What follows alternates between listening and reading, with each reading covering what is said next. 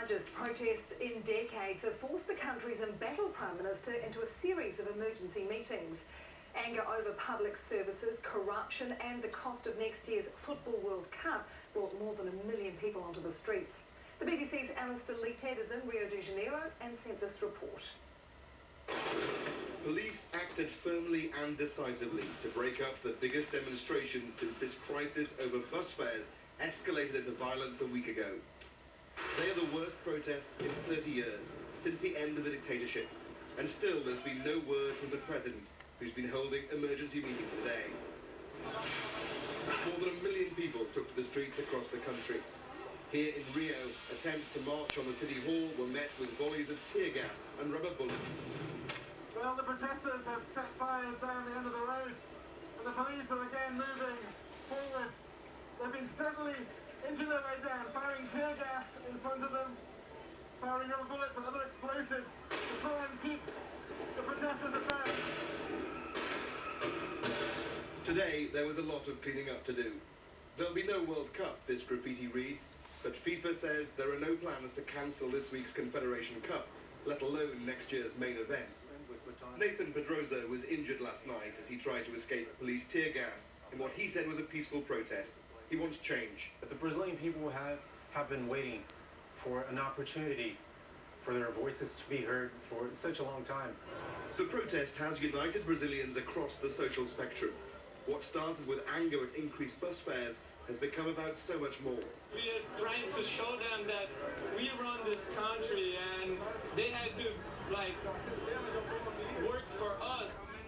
This was not the image Brazil wanted the world to see. And even though some social media pages have been taken down, more demonstrations are being planned as the government and the people decide where this mass movement goes next. And Brazilians here have joined the cause, protesting on Auckland's main street in support of what's happening at home.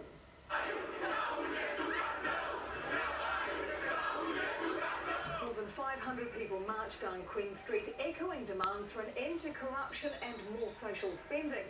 Police say the protest wasn't aggressive and they had no problems. Unveiled a series of reforms in an attempt to halt widespread protests and rioting around the country. More than 1 million people took to the streets overnight, angry at the cost of living and government corruption. In Auckland, about 500 people held a peaceful march through the central city, calling for change in Brazil. As they marched, the Brazilian president was announcing a new public transport plan, more funding for education and improved health services. But that may not be enough to stop the protests, as ITV's Nick Ravenscroft reports. This may be a defining moment in this country's journey. 1 million and more swarming as one through Brazil's cities. The most violent clashes yet in this usually peaceful country.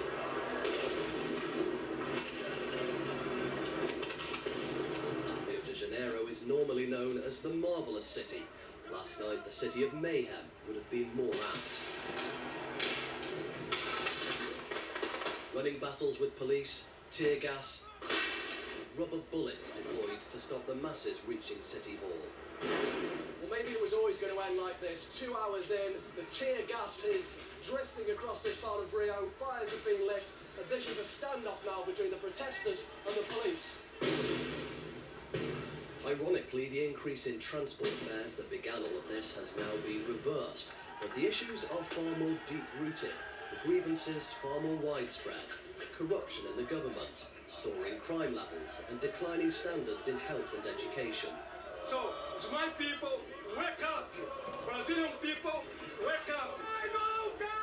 But billions of dollars are being found to fund the World Cup. That's now seeing the Confederations Cup being staged right now as a test event for next year, being the backdrop to some of the worst violence.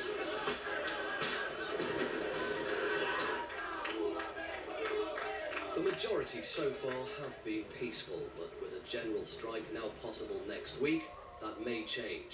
This country is lurching from one crisis to the next, at the very moment it should have been enjoying its international coming of age.